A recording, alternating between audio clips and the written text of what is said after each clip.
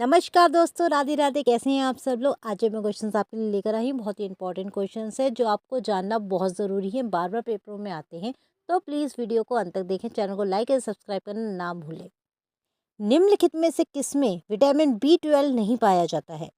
Soybean में। निम्नलिखित में से किसमें विटामिन B12 नहीं पाया जाता है? सोयाबीन में। निम्नलिखित में से कौन सा विटामिन वनस्पतीय स्रोत के भोजन में नहीं पाया जाता है? विटामिन B12, यानी कि सब्जियों में नहीं पाया जाता है विटामिन B12। ICMR के अनुसार एक वयस्क को प्रतिदिन कितना कैल्शियम लेना चाहिए? 600 मिलीग्राम। ICMR के अनुसार एक वयस्क को प्रतिदिन कितना कैल्शियम लेना चाहिए? 600 मिलीग्राम। ICMR के अनुसार एक गर्भवती और दूध पिलाती माँ के लिए प्रतिदिन कितने कैल्शियम की आवश्यकता होती है? 1200 मिलीग्राम। 1200 मिलीग्राम। एक गर्भवती महिला के लिए फॉलिक एसिड की प्रतिदिन की आवश्यकता कितनी होती है? 500 mcg।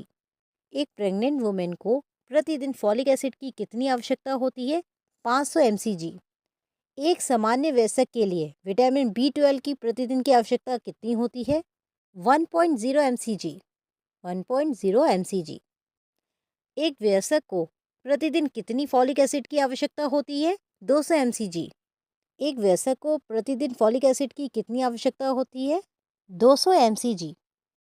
गर्भावस्था के दौरान चक्कर आना और उल्टी होने पर निम्नलिखित में से किस विटामिन को उपचार के रूप में काम लिया जाता है? पायरिडॉक्सिन। पायरिडॉक्सिन। एक वयस्क को प्रतिदिन विटामिन सी की कितनी आवश्यकता होती है? 40 mg। एक वयस्क के लिए विटामिन सी की प्रतिदिन की कितनी आवश्यकता होती है? 40 mg। निम्नलिखित में से कौन सा विटामिन प्रोविटामिन ए है? कैरोटीन। निम्नलिखित में से कौन सा विटामिन प्रोविटामिन ए है? कैरोटीन। चिलोसिस, ग्लोसाइटिस, लाल और चमकदार होठ, आंखों का जलना और स्क्रोटल डर्मेटाइटिस जैसे लक्षण निम्नलिखित में से किसकी कमी को दर्शाते हैं? Vitamin B2। Vitamin B2। निम्नलिखित में से कौन सा विटामिन अस्थिमज्जा यानी बोन मैरो में RBC के मैच्योर होने के लिए आवश्यक है? Folic acid. Folic acid. अगर आपको वीडियो अच्छी लग रही हो तो प्लीज़ चैनल को लाइक एंड सब्सक्राइब जरूर कीजिएगा।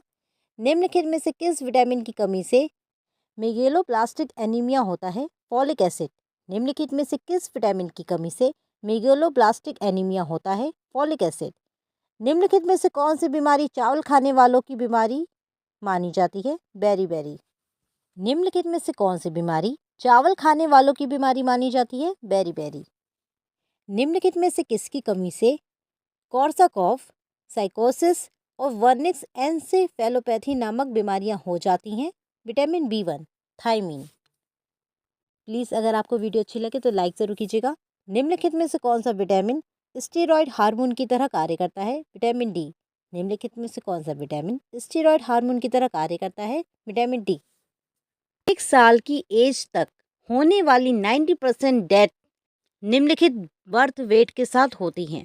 इस क्वेश्चन में पूछा जा रहा है कि 1 साल से कम एज के बच्चों में जो 90% मौतें होती हैं उनका मेन रीज़न निम्नलिखित में से कौन सा बर्थ वेट होता है? इसका आंसर है ए, बर्थ वेट बिलो 2.5 kg, यानी कि 2.5 किलो से कम का बच्चा। सबसे पहले विटामिन की खोज किसके द्वारा की गई थी?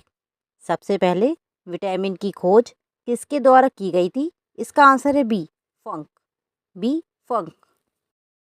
खाद्य अपमिश्रण निवारण अधिनियम यानी कि प्रिवेंशन फूड अडल्ट्रेशन एक्ट कब पास किया गया था? यानी कि PFA कब पास किया गया था? इसका आंसर है ए, 1954 में। 1954 में। निम्नलिखित में से किस विटामिन की घाव भरने में भूमिका होती है? यानी कि किस विटामिन से घाव को जल्दी भरा जा सकता है? इसका आंसर है सी, विटामिन सी।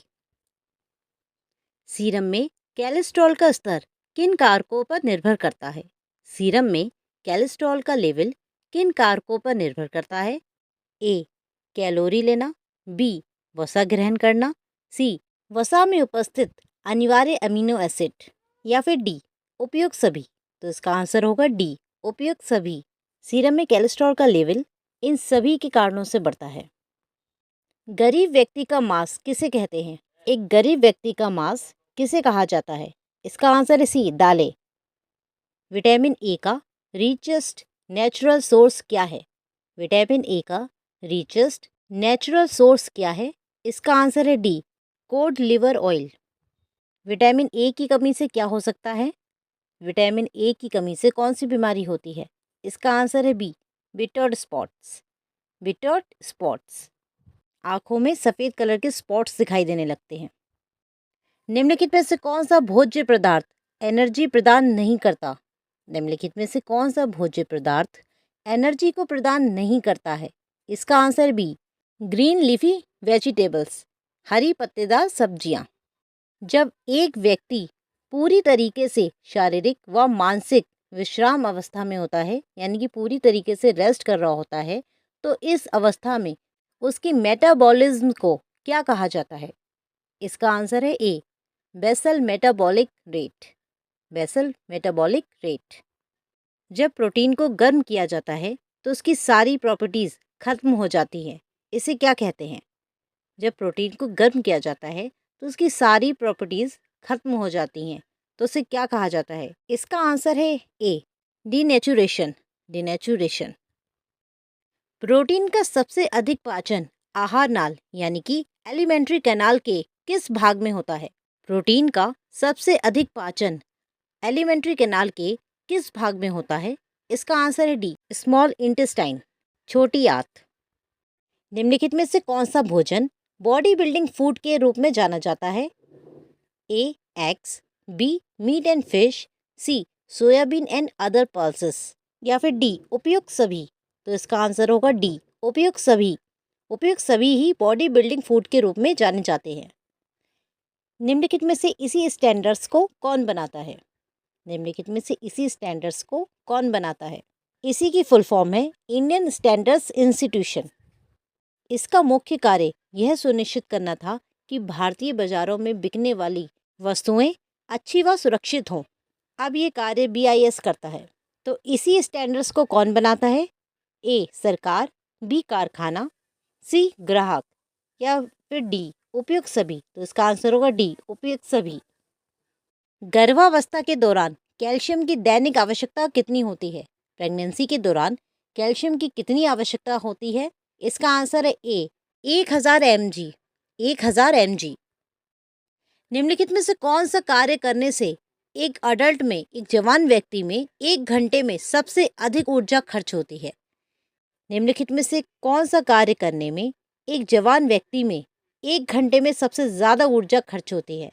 इसका आंसर है डी, सीढ़ियों को चढ़ना, सीढ़ियाँ चढ़ना। पोषण की राष्ट्रीय संस्था NIN कहाँ पर स्थित है? इसका आंसर है ए, हैदराबाद में। ए, हैदराबाद में।